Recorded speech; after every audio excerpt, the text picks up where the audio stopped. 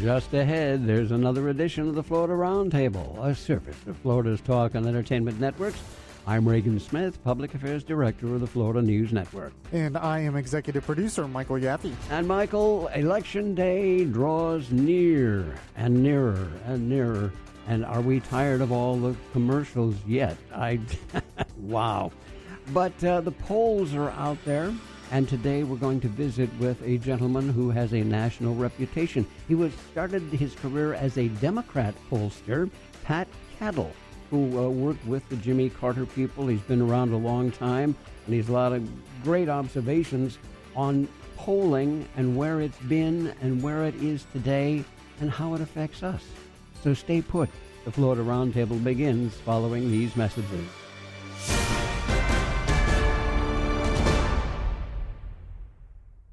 This November, Florida voters have many choices to make, but Amendment 10 is one of the most important. Known as the Protection Amendment, Amendment 10 protects your right to vote for constitutional officers like your sheriff and tax collector, so they are elected by you and not appointed by county bureaucrats. Amendment 10 also protects families by creating the Office of Homeland Security in Florida to safeguard our state against terrorism, as well as protects veterans by preserving Florida's Department of Veterans Affairs. To learn more, visit amendment10.org, paid for by the Florida Sheriff's Association.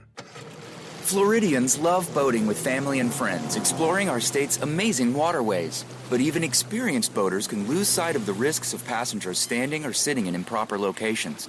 Bow riding by passengers of any age is extremely dangerous. Be sure that passengers only sit or stand in designated areas while underway. Their safety is your responsibility. Safe boating is no accident. To learn more, visit the Florida Fish and Wildlife Conservation Commission at myfwc.com. Church historian Martin Marty of the University of Chicago once said, "Hell disappeared and no one noticed." While the fire and brimstone preachers may have mostly disappeared, hell certainly is not. So why isn't it discussed anymore? Too uncomfortable? Too negative? When Jesus said that few would enter heaven, it's a shocking statement. After all, didn't Jesus come to offer salvation to everyone? Yes, he did. It's because he loves us, though, that he warns us about hell. But Jesus came to offer a way out, salvation from hell, and it's available to every person. We just have to receive it by trusting in him through repentant faith. If you were to die today, would you have an eternal relationship with God in heaven or spend an eternity separated from God in hell? Accept the gift of salvation and walk in confidence, knowing that you've been saved by the grace and the love of Jesus. This is Bryant Wright, speaking right from my heart. This is the Florida Roundtable, a service of Florida's Talk and Entertainment Networks. I'm Reagan Smith, Public Affairs Director of the Florida News Network. And I'm Executive Producer Michael Yaffee. Michael, a pleasure to be with you this week. Lots of territory to cover. I want to get in one story here because, I found it buried way back in the newspaper. It made the A section, I'll have to say that. But we hear so much, and for several years now, the arguments have gone back and forth, and the push to legalize marijuana, and it continues to gain momentum. But so is the evidence that more permissive policies on the drug are putting motorists at risk. We have new national study results, the Institute for Highway Safety reporting study that traffic accidents are rising in the states that have legalized recreational marijuana. I mean, this has been a big concern for a while that if you legalize it, this would be one of the effects. Yeah. The negative effects. How many times I've heard people say that smoking a joint isn't any worse than taking a shot of bourbon or having a couple of beers. Well, is that a parallel that we ought to be making? Well, that's a great point because alcohol, yes, it is legal, so I can understand why they make that argument. But alcohol also has negative effects on our society. Yeah. It has positive effects, but it has some negative ones as well, and especially in dealing with driving. And every state in the union has set limits as to how much alcohol you can consume and legally get behind the wheel of a vehicle. Yeah. Now, so are we going to do that with marijuana? I mean, I guess you would have to. I don't know. I'm not an expert on marijuana, so I don't know how easy it is to moderate smoking marijuana versus moderate drinking? Yeah, I don't know. I have no idea. I'm not involved in that kind of technicality. I'm presuming that law enforcement has a way that they can detect if you have had too much to smoke. But how they measure it, I have never heard anybody talk about that kind of thing. Yeah, I know. We've been so wanting to just legalize it and that's it, that it's like, oh, recreational. what happens next? Yeah. Well, and apparently this is a part of it, that auto crashes are on the rise with legal recreational pot. So it's a story we will watch with great interest as the days go along here, that's for sure. Well, here we are, just literally hours away from the election. We have had TV advertising above the eyebrows. As usual, yes. As usual. Of course, it's online now, too. So. Yeah, and I don't know what's going to happen in Florida. I'm seeing predictions are all over the place. Yeah, this is very true. The mail vote has been higher than normal, but we're also told that the registered Republicans are outvoting the Democrats on the mail-in ballots. Yeah, and early voting, Republicans have been voting a lot, but that doesn't necessarily mean... No, because anything can happen on Election Day. Oh, yeah. It depends on how long people are willing to stand in line, if that's the case. Well, they might be standing in line if you have to read all those amendments on the ballot. That's going to take a while. Yeah, you forgot about that part. Well, I did the mail-in thing, and I did sit there smart. and do all the reading, and you're right. It took a great deal of time. That's what I'm worried about the most. Yeah, and I think that actually may discourage some people from showing up at the polling places. No, that's a good point, because a lot of people probably don't understand them all and are just like, forget it, I'm not going. Yeah. Or, on the other hand, of course, they can always leave those blank. Right. They can go and vote for the candidates and say, I'm not bothering with all this constitutional stuff. I don't understand it. It's not fair to put that much, I think, on the lap of the voting public and expect them to come up with understanding and knowledgeable responses. Well, I agree. I totally agree with you on that. Well, I appreciate that, Michael. I tell you what, we're going to talk about polling and public opinion and stuff like that. Patt Caddell, who started his career as a Democrat pollster 40 plus years ago, is going to join us, and boy, he's got some great observations for you. So we'll invite you to put up a chair and put an ear on the radio.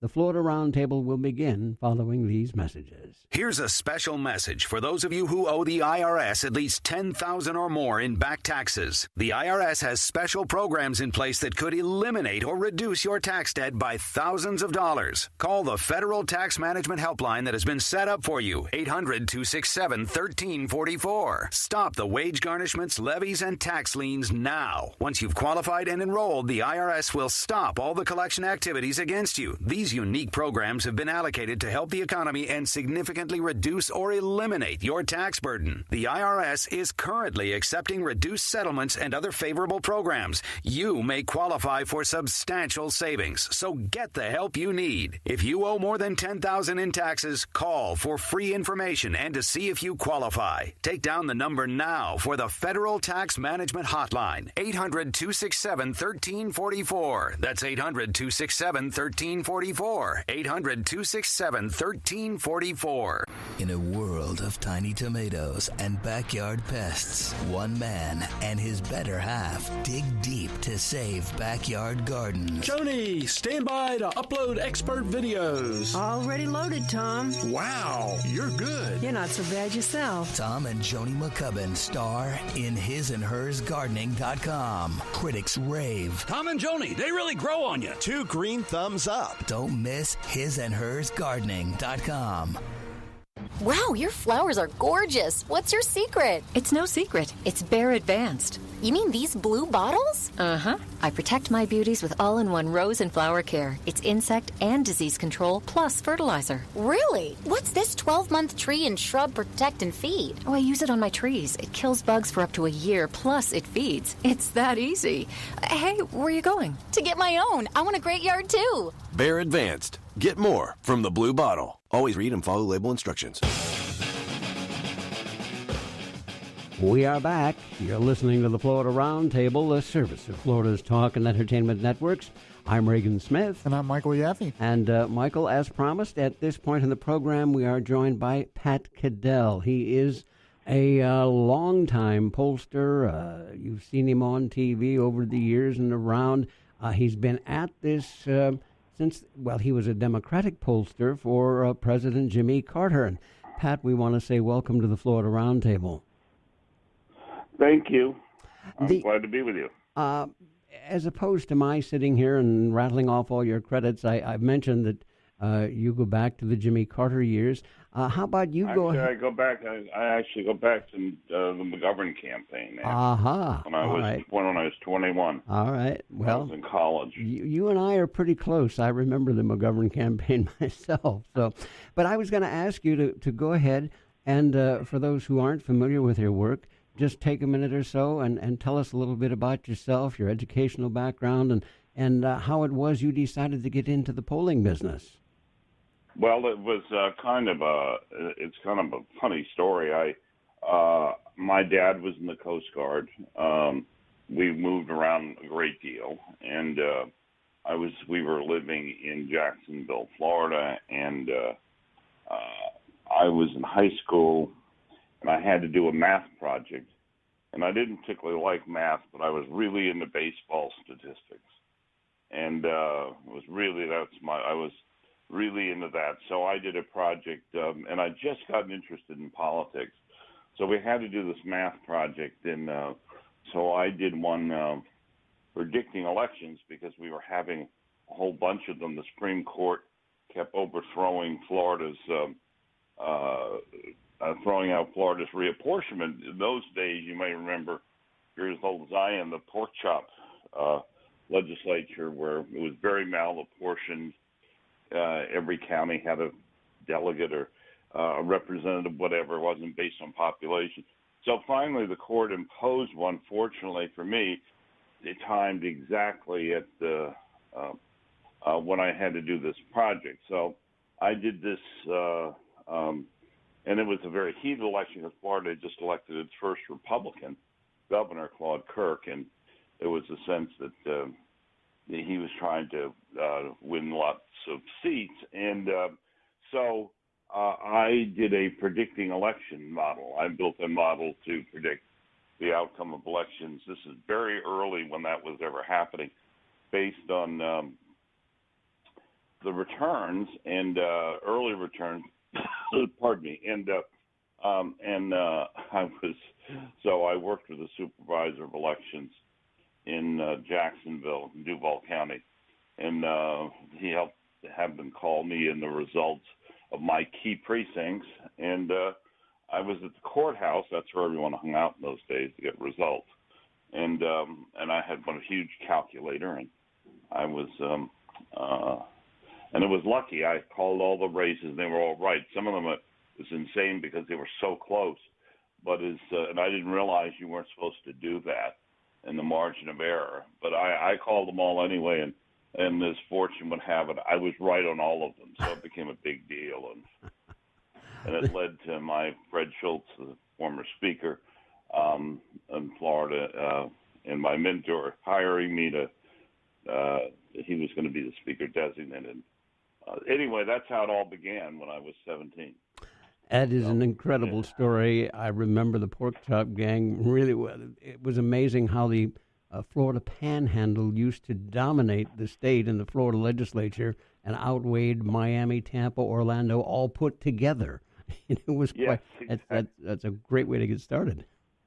Yeah, it was. It was in the legislature, and so I went to Tallahassee for a while with Fred and worked with him. I was the youngest aide there. He was, and being speaker designate in those days was a very powerful position because it was elected several sessions ahead.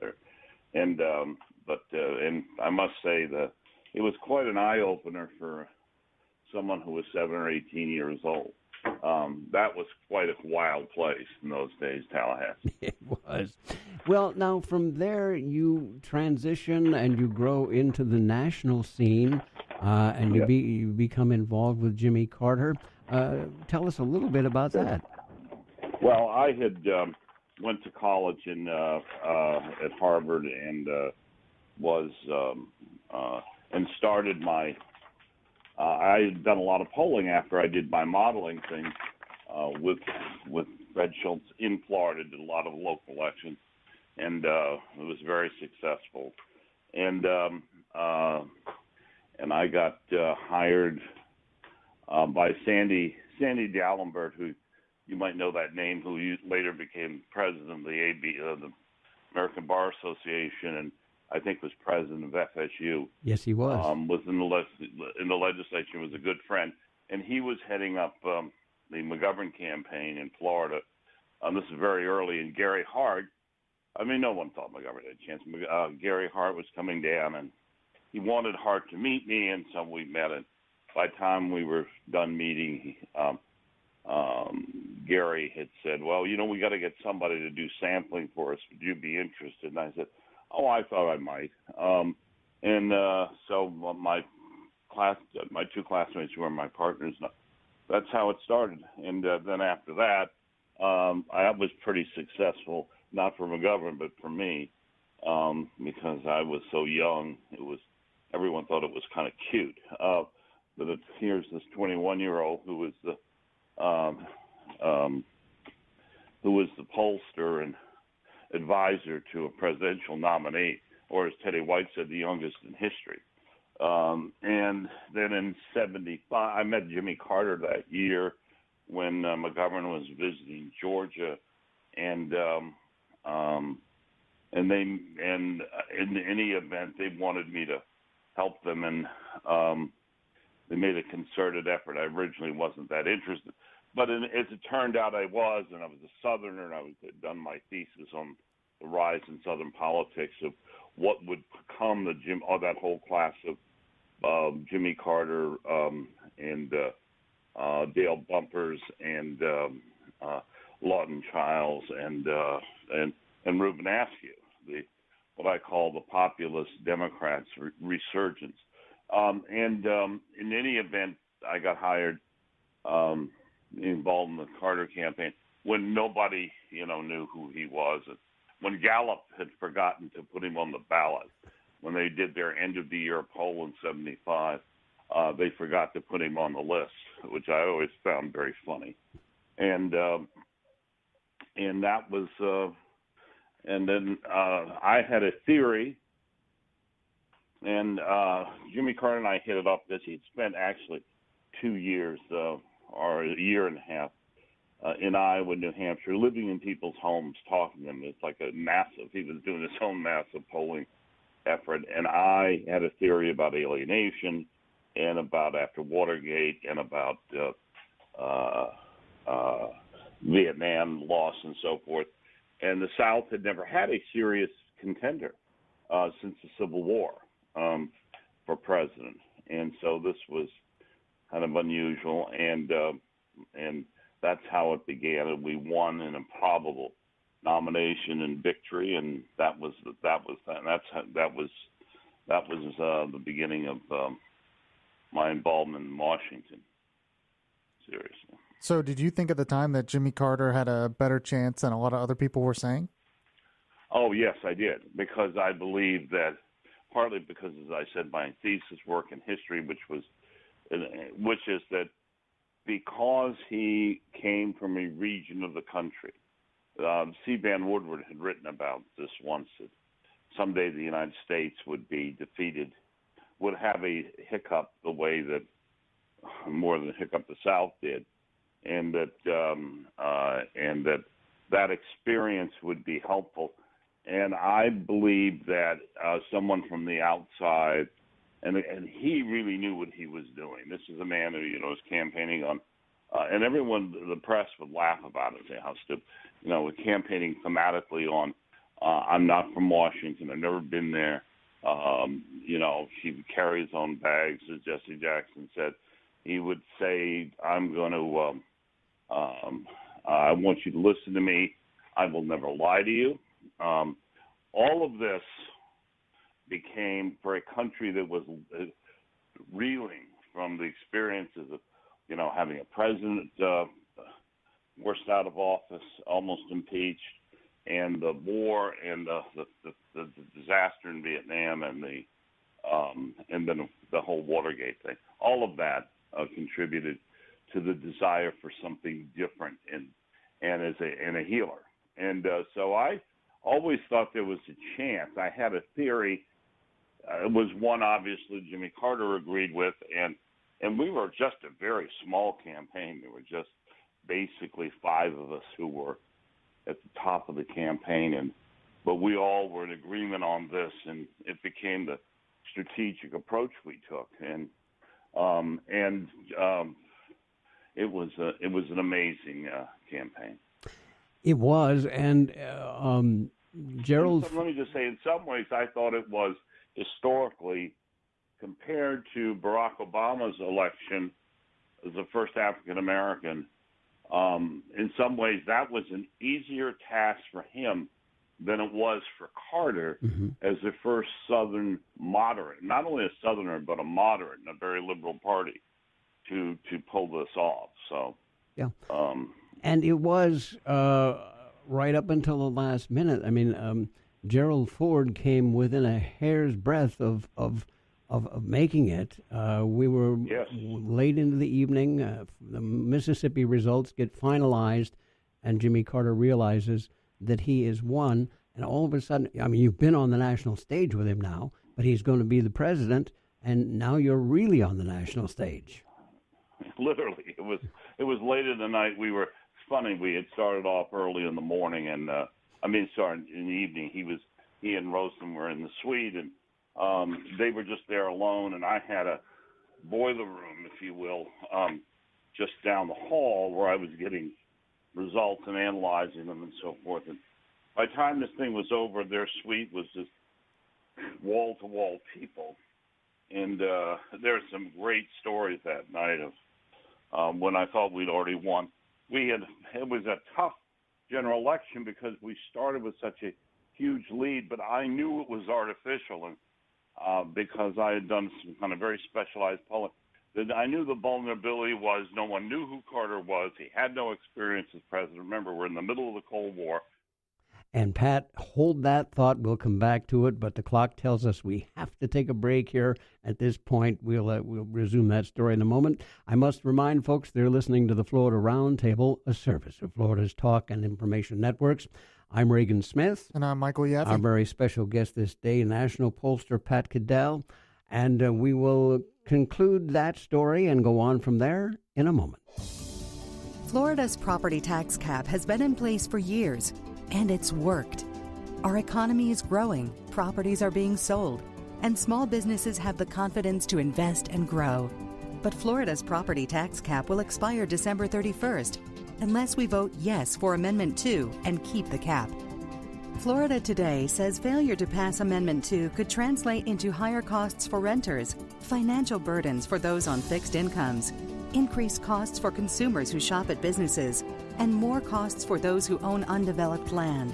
And that's why Florida Today and Florida Tax Watch recommend voting yes on Amendment 2. Protect Florida's future. Keep the cap. Vote yes on Amendment 2. Paid political advertisement paid for by Amendment 2 is for everybody. 1563 Capitol Circle Southeast, number 111, Tallahassee, Florida, 32301. Florida's boating environment is always changing. New sunsets, new experiences that you won't find anywhere else on Earth. But one thing that never changes: boating while impaired by drugs or alcohol. It's illegal in the state of Florida. Boating under the influence will land you in jail, or worse, kill someone you love. It's just simply not a risk worth taking. Learn more about Florida's boating laws at myfwc.com. Brought to you by the FWC Division of Law Enforcement. Your yard's days of being picked on are over, thanks to the science of Bear Advanced Brush Killer Plus. Its penetrating formula is specifically designed to kill hard-to-control brush, like kudzu, poison ivy, poison oak, and wild berries, roots and all. And the concentrate product even kills stumps, so your yard never has to worry about being bullied. Bear Advanced. Get more from the blue bottle. BearAdvanced.com. Always read and follow label directions. Terrorist acts and shootings are often described as great tragedies. They are not. We live in a world so concerned with being politically correct that they're afraid to call evil what it is, evil. Man's sin nature is as old as the Garden of Eden. Many love to blame culture, poverty, or lack of education and opportunity as the problem. They may have a good or bad impact, but the big problem is sin. Acknowledging our sin nature will show us our need for a Savior who changes us from within. That Savior's name is Jesus. He came to die for the sins of all who will acknowledge their sin. Faith in Him strikes a mighty blow at evil. So quit calling man's evil acts a tragedy. They are evil and God hates it. Yet thankfully He loves us in spite of our evil and sin. Jesus not only forgives us, but gives us the want to overcome evil with good. This is Brian Wright, speaking right from my heart. All right, crew, let's get her dug. Honey, you want to give me a hand? I'm planting that tree, remember? No matter how large or small your digging project may be, no matter how urban or rural, you must always call 811 before any digging project. 811 is our national one-call number, alerting your local utility companies to come out and mark any lines they have near your dig site. You must call 811 at least 2 to 3 business days before any digging project, so you can avoid hitting our essential buried utilities. This includes natural gas and petroleum pipelines, electric, communication cables, and water and sewer lines. So before you do this or this, make sure you do this. For digging projects big or small, make the call to 811. Brought to you by Common Ground Alliance. From Pensacola to Key West and all points in between, you're listening to the Florida Roundtable, a service of Florida's Talk and Entertainment Networks.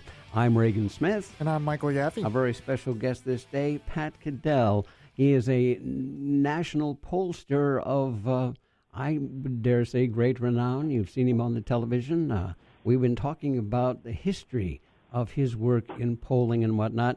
And, Pat, we were talking about election night 1976 when you were with President and Rosalind Carter in their suite, and it was filling up, and I wanted to give you a chance to finish that story. Well, just quickly, it was, as I started to say, I had known we were like 30 points ahead after the convention because everything we had done had clicked and the country wanted something. But I had done some special polling, and I argued that this race would end up being very close. And a lot of people in the campaign, a lot of people thought I was crazy.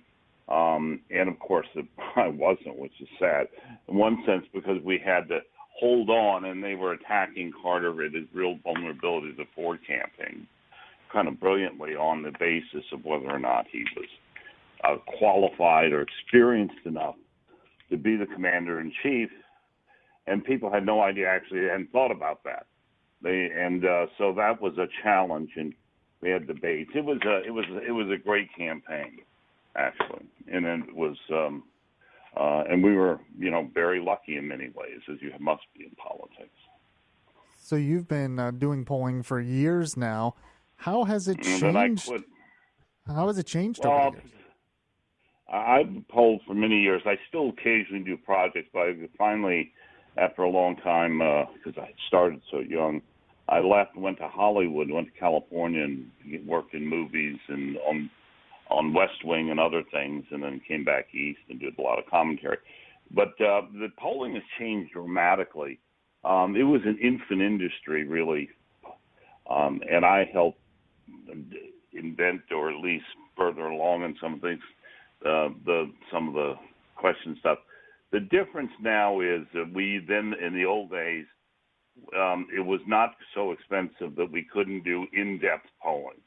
The thing that bothers me about the polling today is it's so superficial, and there's so many people and media outlets who don't have the resources trying to do it, and as well as some of the colleges, university stuff, and also people have been, and it's all on the telephone, and people have been called to death. And so the industry's had a very hard time getting people to respond to sit and talk for a good amount of time. And we moved into you can now do polling to some extent, and very successfully online. That's taken a while.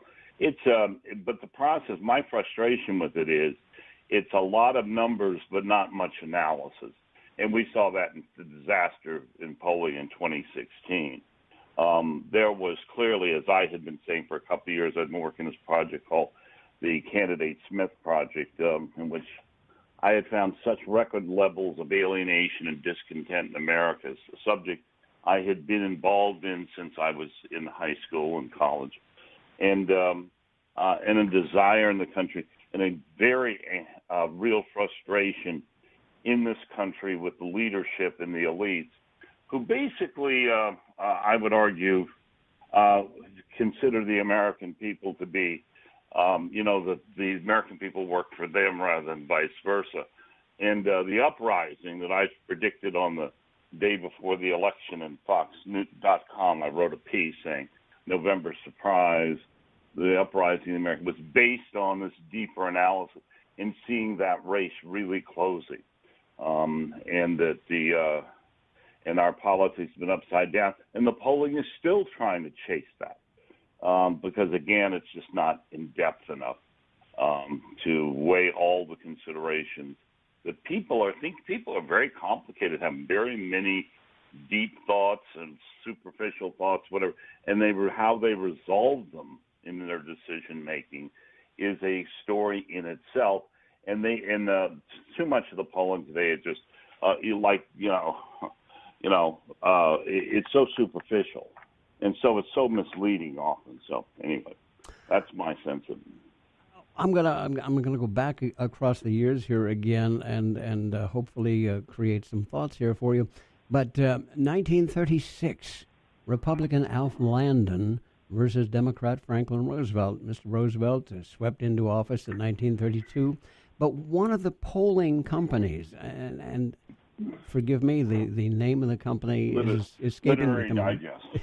But the leading polling company in 1936 predicted that Alf Landon was going to unseat Franklin Roosevelt. Of course, Mr. Landon carried 2 states, but we found out that this polling company in 1936 only polled by telephone, and a much in the smaller middle of the Depression. Yes, when people didn't have telephones. In the middle of the Depression, you didn't have telephones, Yeah. And the Literary Digest had been accurate in its polling in 32 before the Depression had finally wiped us out. At that very time, that was the beginning of the Gallup poll, which was much more accurate, but no one knew who George Gallup was. The Literary Digest had been this big thing, and millions of people were involved and whatever. And that was a setback for a while, to say the least. So I have to ask. They really put them out of business. Yes. It put them out of business. Today, no matter how wrong they are, nobody goes out of business. It's amazing. Yeah, that is true. It does seem like there are polls that are just totally wrong. And I mean, how do you say, why don't they get out of business, I guess? Do you have an explanation for that? Yeah, well, lots of it is because where our memories are very short. There's no dominant single poll, and they just keep reoccurring, and the media is invested in some of these polls. And so no matter how wrong they are most of the time or not or missing, there's nobody to say that, and they continue. It's perpetuate. We live in a society now that's far less a meritocracy than it used to be. The one thing I loved about politics was it was this, Winston Churchill said, the closest thing to war. Said the only difference is in war you can die only once. In politics you may have many deaths. And so this was the story of, a lot of them just continue to perpetuate, and there's so many of them, nobody knows what to think. So, and there's no barrier to entry or whatever. People,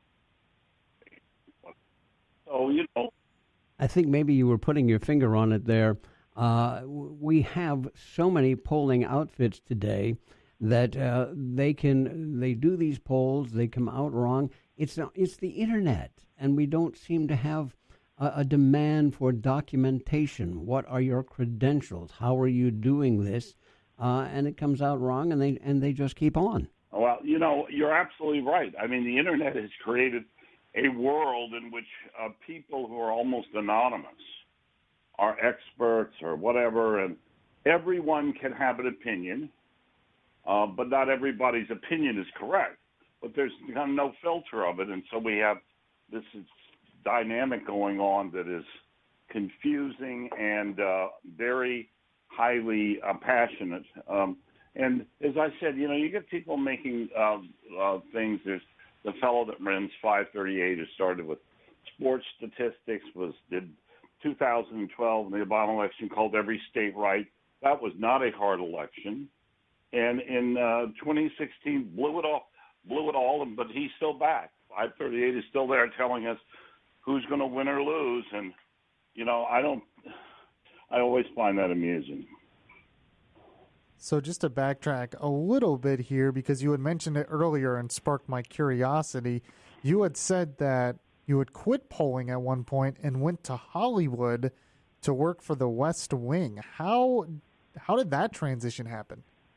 Well, it happened because I'd always been interested in film and stuff, and I had decided after '88 to take a sabbatical. Went and taught at the University of California at Santa Barbara for a year, and transitioned. And I was always interested in film and TV, and started advising on films like the Air Force One, In the Line of Fire, Outbreak. Wrote some of these parts of these movies and stuff, and became friends with people and started working at the very beginning of the West Wing with Aaron Sorkin, which was a wonderful experience. I described it was like going on methadone after being addicted to politics. I could invent my own world, and it was a great experience. So I did that. I needed a change of pace, and it was fun. And I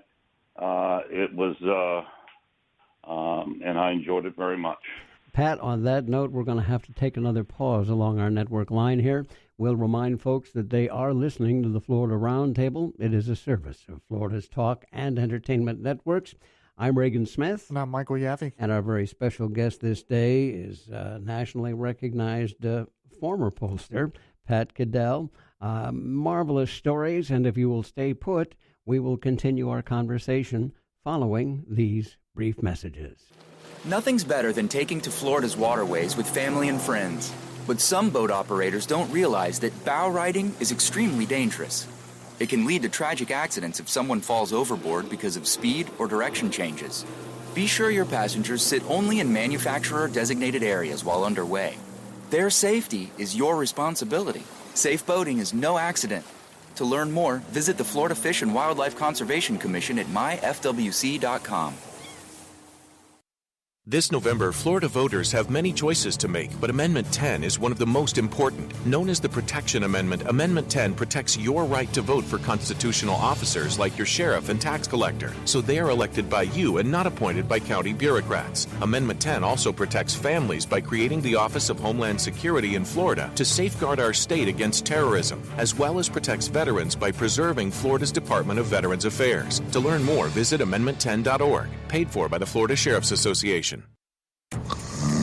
It's happening to you every night. One snores, and the other can't sleep. It seems like there's no end to it. But now there's a quick and easy-to-use solution. A natural solution. Snore Stop. Try it risk-free today. Snore Stop was created and tested by a team of physicians and has been helping couples sleep for over 20 years. It is the #1 selling anti-snoring medicine in the U.S. Snore Stop sprays or tablets are now available nationwide. All you have to do is call. It's time to try Snore Stop and make every night a better night for both of you. Don't wait. Try Snore Stop, the #1 selling anti-snoring medicine in the U.S. Spray or tablets. Call right now for free shipping and your 100% risk-free trial offer. 800-960-4918. 800-960-4918. 800-960-4918. That's 800-960-4918. We are back. You're listening to the Florida Roundtable, a service of Florida's Talk and Entertainment Networks. I'm Reagan Smith. And I'm Michael Yaffee. Our very special guest this day is Patt Caddell. He is a former Democratic pollster. He's worked in Hollywood. He was involved in that very popular TV series West Wing. And he still has some pretty strong feelings about polling and predictions these days. And Pat, before we get into this final segment here, I just want to say we know how busy you are, and thank you so very much for spending all this time with us today. We're enjoying this conversation very much, sir. It's been my pleasure. Let me ask you now, here we are, we're a historic point in time in the United States, the 2018 off-year elections. What are your, Mike and I got pretty good here. We predict sometimes, and sometimes we're right, and sometimes we have to eat a crow pie, But what are your feelings here? Well, I think that I've been following the election, obviously, and we're at a very historic time.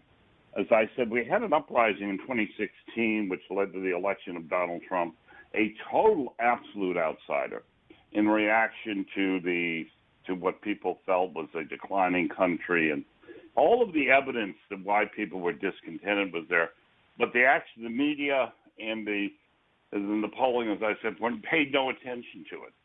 It had no sense. The idea was they would dictate down what people were supposed to think, and there was an uprising. So now we're with a very controversial president. We have the first off year that I believe will look like midterm election, that will look like something closer to akin to a presidential turnout or involvement than we have ever seen. It won't be as high, but it will be very, very high. And there's a lot of moving parts here. There's this discontent. The president, as I said, is unpopular in many circles. The Democratic Party has begun a process of, since the beginning, there's been no discussion of loyal opposition. It's been resistance. With all that going on, you have a lot of very heated issues, and whether it's on immigration or on health care and other things, and the temperature is very hot, and the media has actually, in my opinion, become the big media has become much more a player than reporting. They don't like what Trump says about them as fake news. But the truth of the matter is, I, in my lifetime, have never seen a press so blatantly partisan and so blatantly on the one side of the political party or not, which I think is very dangerous in our society. But so we're living in a new time, and I think it's possible. I think the Republicans will probably win and hold on or advance because of the map in the Senate. The House should be overwhelmingly Democrat. There was going to be this great blue wave. That's the nature of off-year elections. However, that has stymied some and has gotten very close.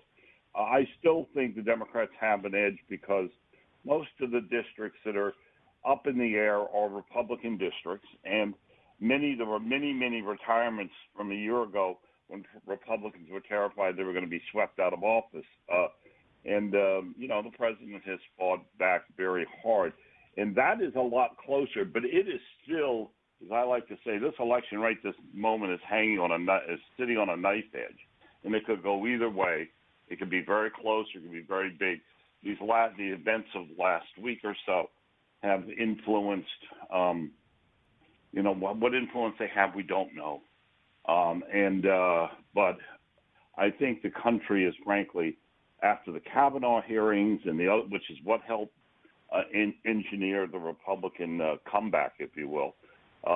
So I think it's going to be a very fascinating conclusion, but I think it's only another step to where we're ultimately headed, which is a new political paradigm, which is what I've been saying since 2013.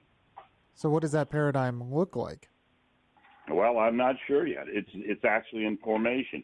But let me just put it this way. What you have is the majority party in this country is not Democrat or Republican. It's independent. The great middle of the country party, the party of the what I call the exhausted, it's come to be known as the exhausted center. The 65% of Americans who are just frustrated and exhausted by the hyper-partisanship of the extremes in both parties. And they want a different kind of politics. But they do not want to go back necessarily to the establishment order, which had failed them, in which they overthrew in 2016. Something, by the way, that none of the establishment or the media with it have been willing to honestly discuss, which is unhealthy. So we will still have, head into 2020 and beyond, this reshaping of American politics. And it's exciting in one sense because we just don't know how it's going to come out. I can tell you about the forces. But we're going to have a very different politics when it's done than we have had historically. What is in the future for Pat? I know that's kind of probably not a fair question. It's a tough question. Do you see any circumstances that would cause you to say, I'm going to get back in and I'm going to jump into this polling fray again, or consult? Well, you never say never to anything. It's not so. I've done some polling, as I said, special projects that I've wanted to do. I'm just signed to do a book, which will hopefully be out by January of 2020. On what I call the title of it will be the America's Too Young to Die. But it'll be a lot about what's going on in American attitudes and so forth. So I need to get that done, and I will be speaking on that. I might get involved. I'm sort of interested in that. I also have a lot of other projects. I'd like to go back and do some TV film stuff I'd like to do. But, and I have my grandchildren, by the way, which are the love of, that is my joy of my life. Absolutely. And I'll tell you what, but if I get back involved, it'll actually be, I don't mean to be sounding, somewhat like a special, but the truth is, I would get back involved because I was concerned about their future. And I worry about what's happening. So we will see. And eventually I have to do a book of my career. I mean, I have to. Absolutely. Everyone wants me to write a book. I feel like sometimes have been the Forrest Gump of American politics. So, well, Pat, I'll tell you, everywhere. We're going to have to leave it there. But Mike and I have enjoyed chatting with you immensely today. We'd like to invite you to come back and do this again. We do. Thank you. I've enjoyed it too. It's been wonderful. It's rare that you get the kind of time and format you have where you can actually have kind of longer discussion. It's a wonderful thing, and I'd love to do it again. Well, we certainly will do that. I'm Reagan Smith. And I'm Michael Yaffee. Our very special guest this day, Patt Caddell. And Mike and I have a brief closing thought following these messages. Florida's property tax cap has been in place for years, and it's worked. Our economy is growing, properties are being sold, and small businesses have the confidence to invest and grow. But Florida's property tax cap will expire December 31st unless we vote yes for Amendment 2 and keep the cap. Florida Today says failure to pass Amendment 2 could translate into higher costs for renters, financial burdens for those on fixed incomes, increased costs for consumers who shop at businesses, and more costs for those who own undeveloped land. That's why Florida Today and Florida Tax Watch recommend voting yes on Amendment 2. Protect Florida's future. Keep the cap. Vote yes on Amendment 2. Paid political advertisement paid for by Amendment 2 is for everybody. 1563 Capitol Circle Southeast, number 111, Tallahassee, Florida 32301. If you're 85 or younger, would you like peace of mind and comfort for your family? We're Final Expense Direct with an urgent message for you. The average funeral today costs over $8,000, but the most you'll get from government benefits is $255. How will your family pay the difference? We can help. Our senior plans start as low as just $1 a day and pay up to $30,000 for a funeral and other final expenses. Peace of mind is easy. There's no medical exam. You'll have lifetime coverage, and your plan can't be canceled as long as you pay your premiums. Call now for free information about our senior plans. Answer a few simple questions and receive approval right on the phone. Plus, call right now and we'll give you a discount prescription card for free. Call 800-321-5396. That's 800-321-5396. Again, 800-321-5396. In a world of tiny tomatoes and backyard pests, one man and his better half dig deep to save backyard gardens. Joni, stand by to upload expert videos. Already loaded, Tom. Wow, you're good. You're not so bad yourself. Tom and Joni McCubbin star in hisandhersgardening.com. Critics rave. Tom and Joni, they really grow on you. 2 green thumbs up. Don't miss hisandhersgardening.com. Employ Florida offers resources and services to help you find employment. Hi, Gary here. Employ Florida helped me improve my interview skills, plus write a great resume. I attended networking events with many employers and other industry professionals just like me. With the workshops and training found at employflorida.com, I was able to land a great job in my field. Job resources, real results, hired. Employflorida.com. That's employflorida.com.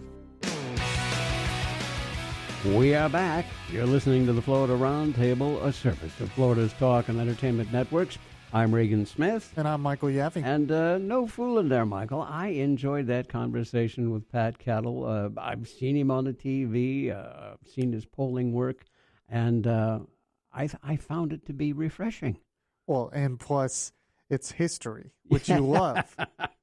So it was like traveling through history with someone. So it certainly was. Well, he obviously has lived a great deal of it, right, and has some very interesting observations.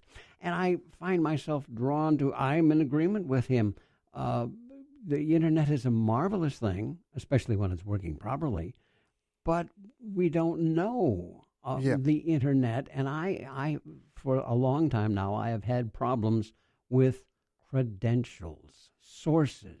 Where did it come from? Well, as a teacher, you've probably seen a lot of things then. Brother. Yes, where they use not credible internet sources. Sitting at a keyboard, I tell my students, anybody who uses Wikipedia as a source for a research paper gets an automatic F. Wow. Because Wikipedia at most universities is not considered to be a legitimate resource. And I think that can be writ large across much of what you find on the internet today. I saw it in the internet. It's got to be true. It's like 100 years ago, people saying, I saw it in the newspaper. It's got to be true. No. Well, in any event, we want to thank you for your time this day. I'm Reagan Smith. And I'm Michael Yaffee. We'll see you next week with another edition of the Florida Roundtable. You've been listening to the Florida Roundtable, a news and public affairs presentation of the Florida News Network. The views and opinions expressed during this show are solely those of the participants and not necessarily those of this station's management, ownership, or sponsors. Please email your comments to reagansmith@fnnonline.net.